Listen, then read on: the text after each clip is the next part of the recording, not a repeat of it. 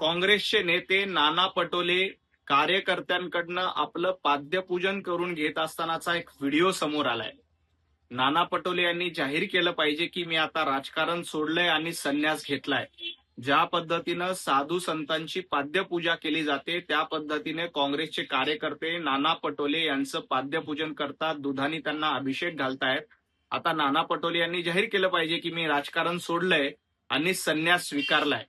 खरं तर कुठल्याही कार्यकर्त्यानं, मग तो भारतीय जनता पार्टीचा असू द्या किंवा काँग्रेसचा, अशा पद्धतीनं कार्यकर्त्यांकडनं पाद्यपूजन करून घेणं हे अतिशय चुकीचं आहे। आपल्या कार्यकर्त्यांना गुलाम म्हणून घेण्याचं हे लक्षण आहे।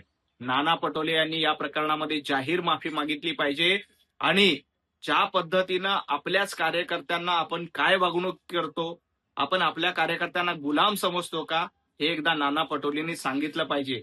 एका बाजूला पंतप्रधान नरेंद्र मोदीजी सफाई कर्मचाऱ्यांचे पाय धुतात हा व्हिडिओ, आणि दुसऱ्या बाजूला नाना पटोले सारखे काही माणसं, ही खरं तर विकृत मानसिकता आहे।